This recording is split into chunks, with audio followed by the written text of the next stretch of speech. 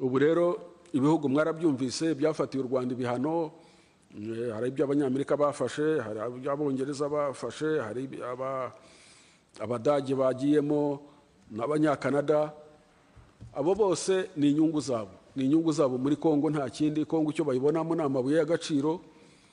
Nk'abanyakanada bo ibyejo bakoze ngo ni ibihano, nta kindi kibibatera. Hariya Warikare ni muri Kivu y'Amajyaruguru, ni hirya ya Masisi. Warikare bafite mine ya cassiterite ya mbere, niyo nini ya mbere ku isi hose, yitwa Alpha Mines.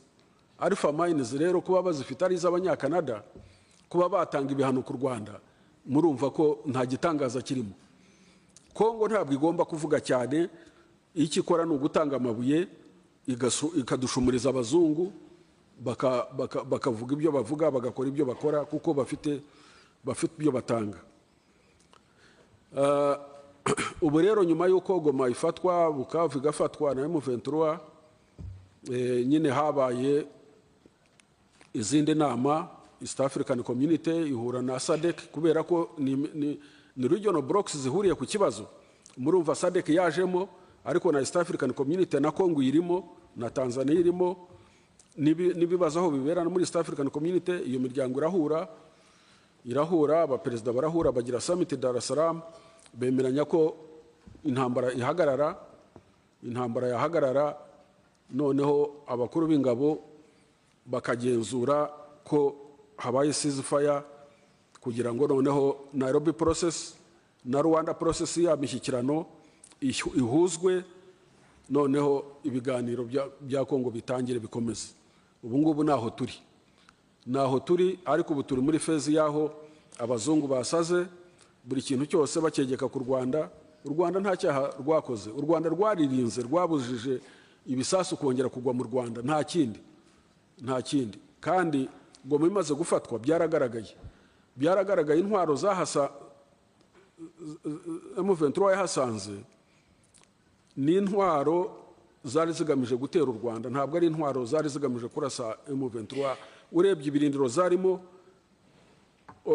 aho zari ziri uvuye ku Rwanda ni ibirometero 3 cyangwa 4, naho zerekezaga nuko banagerageje kubikora ariko bikabananira, nubwo baduhitanye abantu bacu mu kanya gatoya bashoboye kubikora, u Rwanda rutara bihagarika. Murabibona ko umugambi wa Tshisekedi ibyo byose waramupfubanye, ariko wari wo gutera u Rwanda. Nyakubahwa Perezida wa Sena, nyakubahwa Perezida w'umutwe w'abadepite, abanyakubahwa abasenateri n'abadepite, mwiriwe neza. Ndabanza gushimira abatanze ibiganiro tumaze kumva uko ari bitatu. Jye nuko bunganira ibyinshi babivuze, ntabwo turi busubiremo. Nkuko nabisabwe ndibanda gusa kuri intambara ihari ubu ngubu muri Kongo, ingaruka zayo n'ingamba u Rwanda rwafashe kugira ngo tuyirinde nkuko nabisabwe. Nkuko babivuze mu mateka, iyi ntambara ni ya kenshi cyane. Ubu ni cycle ya 5, ni nk'intambara ya 5,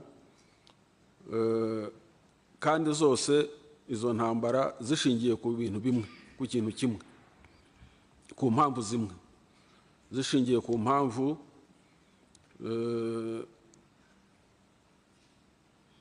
z'intera hamwe FDLR kwinjira muri Kongo mu 1994, kwica abatutsi baho, na leta ya Kongo kwimakaza umugambi wo gutsemba abatutsi muri Kongo n'abavuga ikinyarwanda muri rusange, kubabuza uburenganzira bwabo.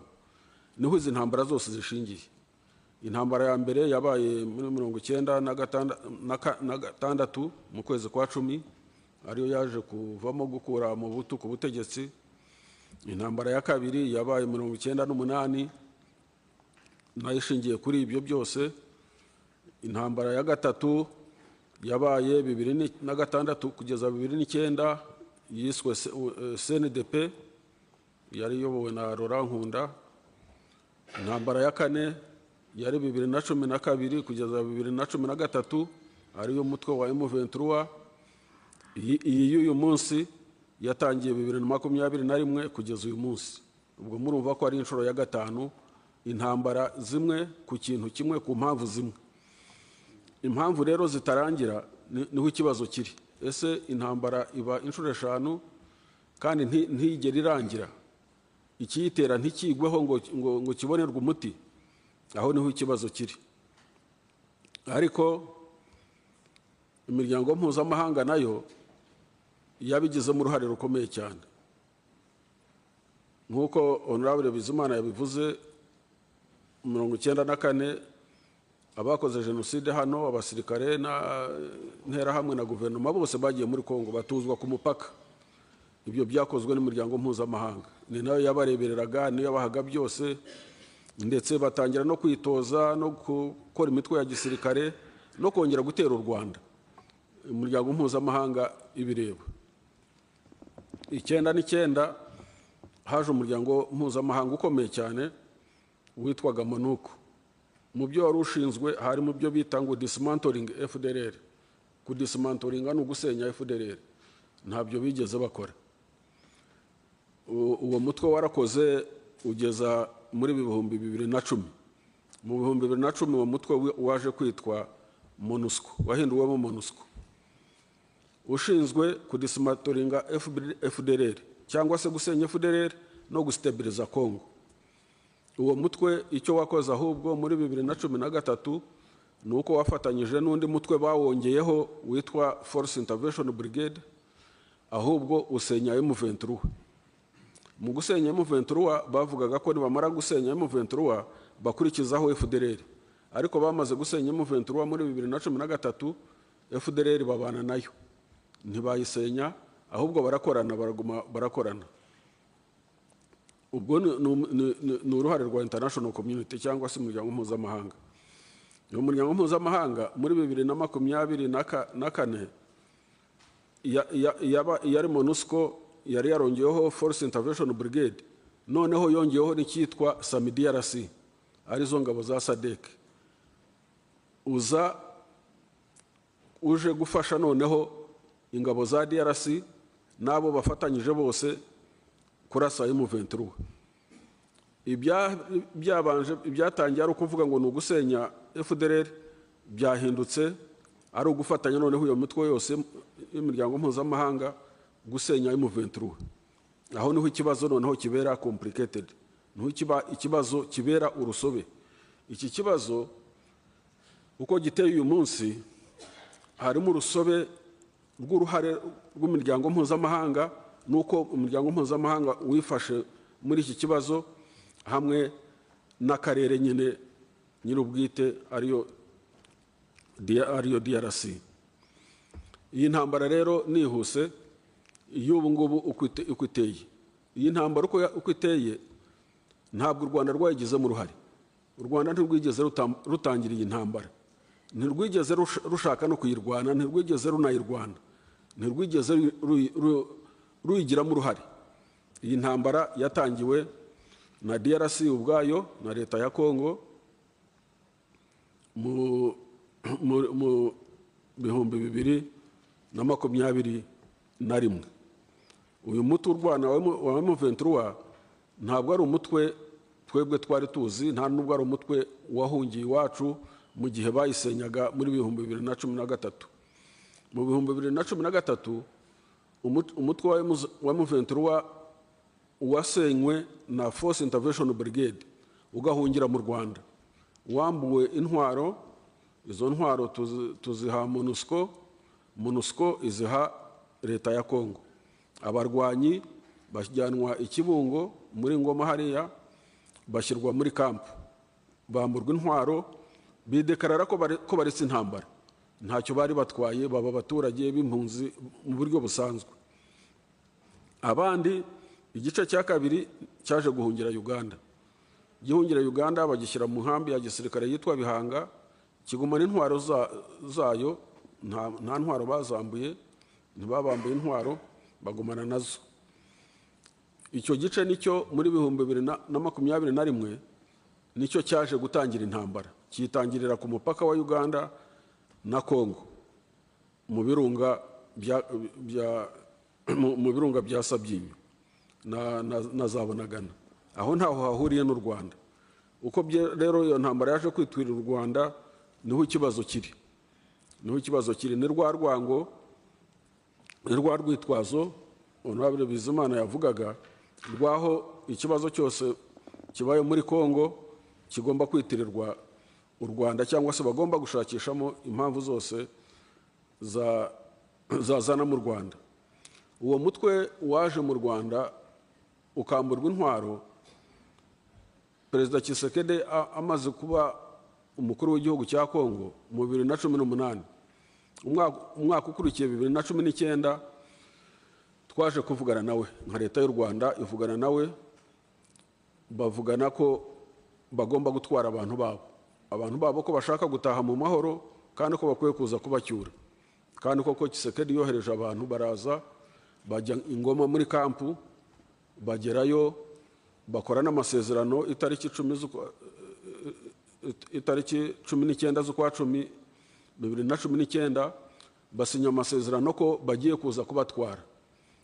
Nta kindi basabaga, ntibasabaga imyanya muri guverinoma, ntibasabaga kwinjizwa mu gisirikare, basabaga gusa gucyurwa, bakagezwa iwabo, bagezwa Masisi, bagezwa Igoma, ariko nibura bagacyurwa.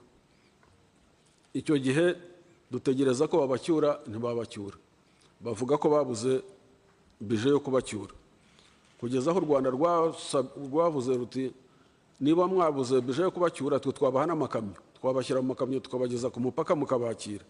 Bati tuzabitekerezaho. Ariko urumva bashakishaga impamvu yuko batabacyura. Abo rero bari baraje mu Rwanda, nta kibazo bateye na kimwe, nta n'ikibazo u Rwanda rwari rufite na Kongo. Abantu b'abakongomani ba M23 bari barahungiye mu Rwanda, bari Ingoma, bari muri camp, badafite intwaro, ahubwo bategereje ayo masezerano bari barasinya na Kongo ko bakwiye gutaha iwabo. Nta kibazo rero twari dufitanye na Kongo. Bigeze 2021, Perezida Tshisekedi adeklarara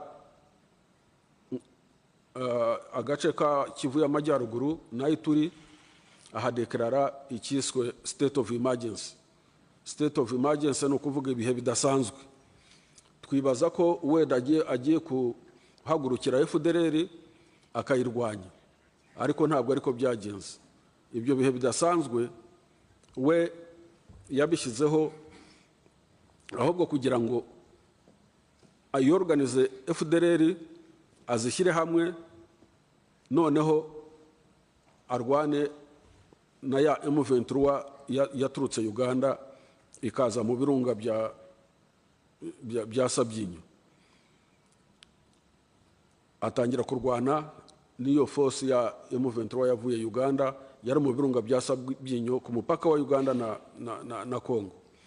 Batangiye kurwana, intambara itangiye, tuyumva gutyo, twumva ko intambara yatangiye. Ariko Tshisekedi ashyiraho n'amasezerano ya imishyikirano hagati y'abanyekongo yagomba kubera Nairobi, igatangira muri 2021. Iyo imishyikirano itangiye, M23 nayo iratumirwa, igeze muri sare nk'uku yo barayirukana, bayisohora muri sare. Bayisohore muri sare itangira ikomeza kurwana. Ikomeje kurwana igira naho ifata Bunagana.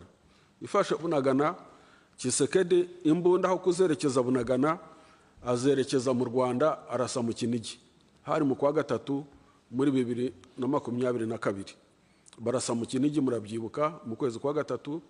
Barasa mu Kinigi mu kwezi kwa gatanu. Barasa mu Kinigi mu kwezi kwa gatandatu, cyumweru kimwe mbere yuko inama ya Cogamiba. Ndetse Tshisekedi imbunda aho kuzerekeza kurwana na M23 atangira kurasa mu Rwanda.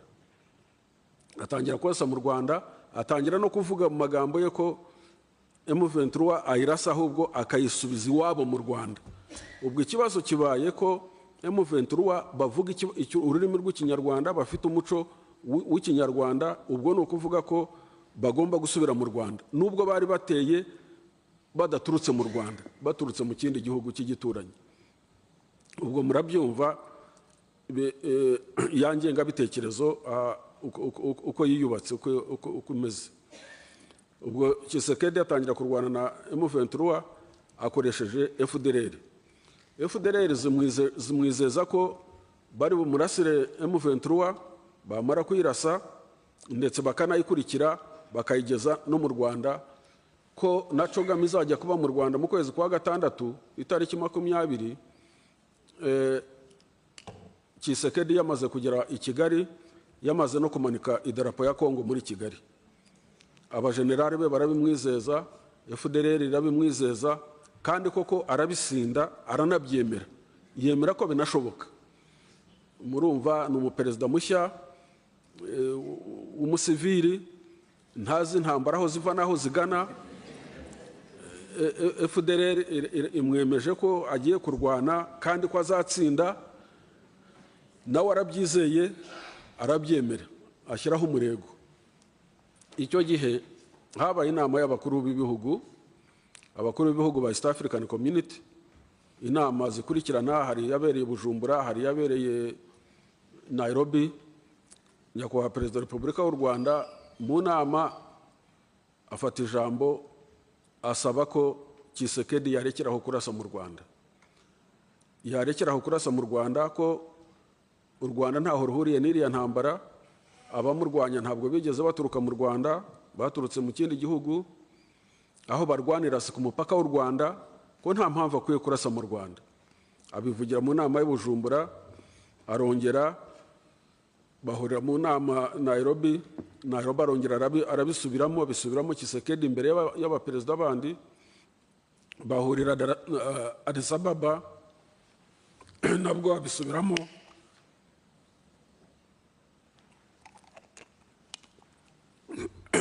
bahura Addis Ababa nabwo abisubiramo. Tshisekedi aranga, arakomeza akomeza umugambi wo kurasa mu Rwanda. Noneho atangira kubaka imbaraga za gisirikare, ubona zigaragara ko zigamije kurasa u Rwanda, zitagamije no kurasa na M23. Kuri FARDC ingabo ze yari afite na FDLR, noneho yongeraho n'abitwa Wazalendo. Abavuze mbere babavuze Abawazalendo. Abawazalendo ni imitwe y'abaturage b'abasivili b'urubyiruko bamobilije ku rwango rw'u Rwanda, ariyo ideology, ariyo philosophy, muri ideology iri extremist cyane y'urwango rw'u Rwanda, cyane cyane urwango ku Mututsi. Iyo mitwe ya Wazalendo, icyo umuntu yayivugaho cyane nuko imyinshi muri yo muri Kongo, mu burengerazuba bwa Kongo, mu burasirazuba bwa Kongo, buriya yashinzwe na FDLR. Iriya mitwe myinshi cyane yashinzwe na FDLR, cyane cyane umutwe witwa Nyatura washinzwe na FDLR.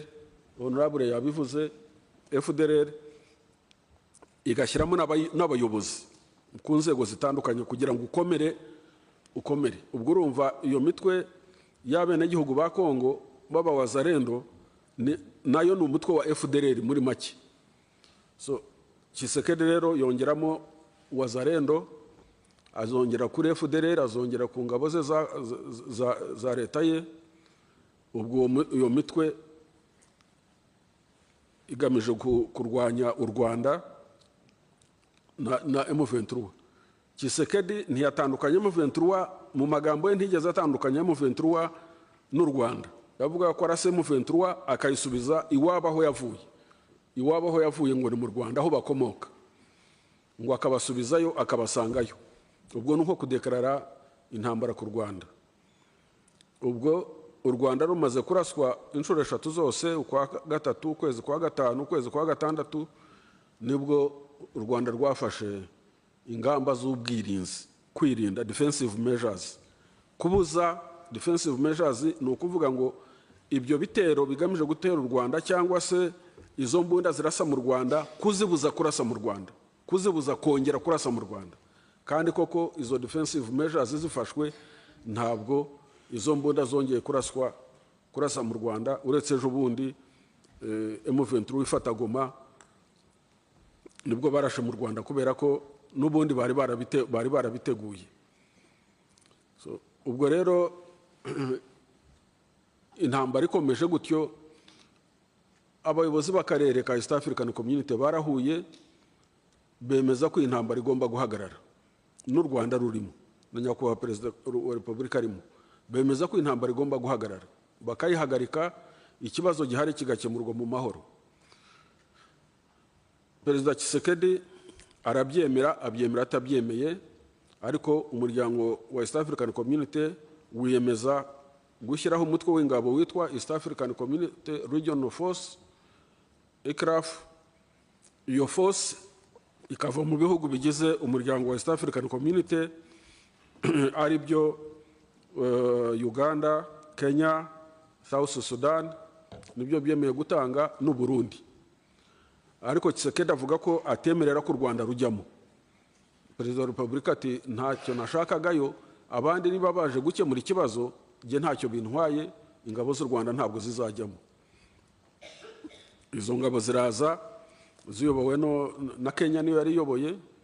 Ingabo ziraza zijya hagati y'abarwana, ubwo zijya hagati ya M23 n'ingabo za Kongo.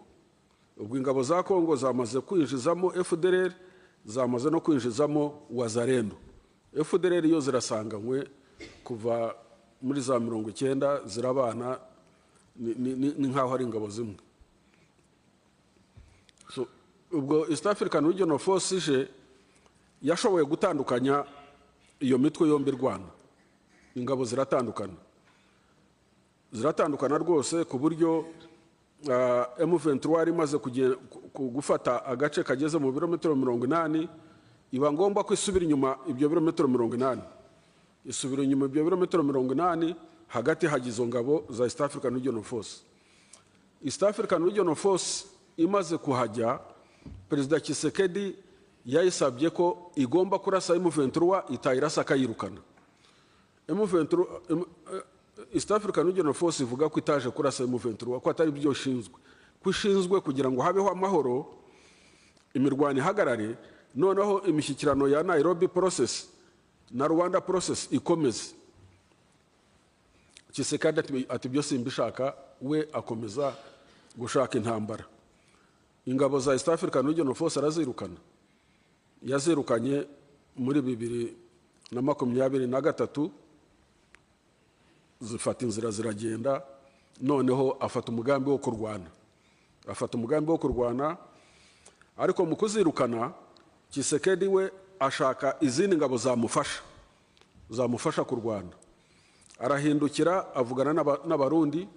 Abarundi muri ya ideology Honorable Bizimana yavugaga, ya myumvire yabo yangenga bitekerezo yo kumva ko umwanzi ari u Rwanda, bajya muri uwo mujyo. Abarundi aho kugira ngo bavemo batahe, kuko abanyakenya baratashye n'abagande barataha n'aba South Sudan, abarundi bo baca inyuma, noneho bari mu ngabo zicunza amahoro, ahubwo noneho baca inyuma basanga FDLR na Wazalendo n'ingabo za Kongo. Ubwo ibibaye imitwe ine, FDLR, FARDC, ingabo za Kongo, Wazalendo n'abarundi batangira kurwanya M23.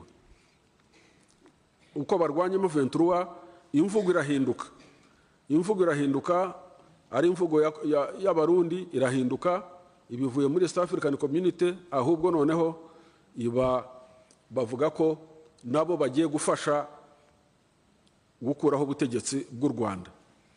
Perezida w'u Burundi murabyibuka yabivugiye ku mugaragaro mu nama y'urubyiruko, yaganiraga n'urubyiruko muri Kinshasa, avuga ko azafasha urubyiruko rw'u Rwanda kwigobotora ingoma y'igitugu agakuraho ubutegetsi. Tshisekedi nawe we yabivuze kenshi, ntabwo ari rimwe. Ubwo u Burundi bubaye umutwe wa 4 ugiye muri uwo mujyo wo gukuraho ubutegetsi bw'u Rwanda. Barwana na M23. Uko barwana niko batakaza, uko barwana niko M23 ifata hanini kurushaho. Uko barwana niko M23 irushaho kubafatana agace kanini, hafi Rucuro yose irafatwa, igice cya Masisi kirafatwa. Tshisekedi ntiyanyurwa n'abafatanyije nabo mu ntambara. Iyo yari imitwe ine, aragenda ajya gushaka abandi, ashaka iyitwa SADC cyangwa se ingabo ziva mu bihugu bya SADC. Abo ni ziva mu bihugu bitatu, Tanzania, Malawi na South Africa. Ibyo bihugu kuza muri iyo ntambara hari ikintu kimwe byirengagije, kandi byari bizi. Byirengagije ko Tshisekedi nabo yarafatanyije nabo, baba Barundi na Wazalendo, bari kumwe na FDLR. Ni ukuvuga ko ibyo bihugu nabyo byaje bizi ko FDLR bije gufatanya nayo. Ariko ukibaza ideologically ibyo bihugu igituma biza gufatanya na FDLR cyangwa gufasha Tshisekedi kandi ari kumwe na FDLR, aho niho abantu tutajya dusobanukirwa. Kubera ko ni ibintu byari byaravuzwe kenshi cyane, u Rwanda rwarabyamaganye, n'ibyo bihugu abantu bavuganye nabyo. Ariko nazampuguke no mu mafuti yazo no mu kugoreka amaraporo yazo, hari aho zigera bikabinanira. Za mpuguke zitwa UN Group of Experts, hari aho bagira ukuri kukabagora, bakavuga ko ingabo za Kongo zifatanyije na FDLR. Bakabivuga ariko ubona bitabavuye ku mutima, ariko bakabivuga. Ni ukuvuga ko byari bizwi. So SAMIDRC rero nayo iraza, ibibaye umutwe wa 5. Ubwo Tshisekedi agejeje imitwe 5: FARDC, FDLR, Wazalendo, Abarundi, SAMIDRC. Ibyo byose aravuga ko azarasa M23 akayigeza mu Rwanda, akayigeza aho yaturutse, aho ikomoka. Ubwo ni kwa kwirukana abanyarwanda no kutabemera nyine ku butaka bwa Kongo. Ibyo ntibyamunyura kubera ko niyo mitwe yose uko yayizanye, M23 yakomeje uko ayirashe niko imufatana agace. Murabona mu ntambara, buriya mu ntambara ushobora kuba udafite n'umugambi wo gufata ahantu, ariko ukurasa iyo ari ahantu akakurasa ukamunesha, urahafata. Niko bimeze. Nuko M23 yagiye ifata ahantu hanini. Tshisekedi abonye ko ibyo byose binaniranye, ashaka abamercenaires. Abamercenaires Honorable Bizimana yabavuze. Azana abamercenaires baturutse Romania, Georgia no mu Bufaransa, benshi bava no mu Bufaransa muri bariya mwabonye. Azana abamercenaires. Mercenaries bamaganywe n'imiryango mpuzamahanga, batemewe mu mategeko mpuzamahanga kuba barwana ahantu hariho hose. Ibyo byose u Rwanda ruravuga, rurabisakuza, M23 irabisakuza, ariko urebe akagambane ka international community, imiryango mpuzamahanga, nta munsi n'umwe imiryango mpuzamahanga yigeze ivuga ku kibazo cy'abamercenaires muri Kongo. Kandi ari ibintu bitemewe n'umuryango mpuzamahanga, ariko ntabwo bigeze babivuga. Ntabwo babivuzeho n'umunsi n'umwe, no kugeza n'uyu munsi. Ahubwo no kugira ngo bave Igoma bace mu Rwanda bataha, nabyo bari babirwanyije. Abazungu bari babirwanyije. Hari za ambasade hano rwose zahagurutse ziraduhagurukira, ziravuga ziti muramenye bari abantu batavanwa mu nkambi za MONUSCO, batavanwamo ngo bace mu Rwanda bagenda. Icyo bangaga niki?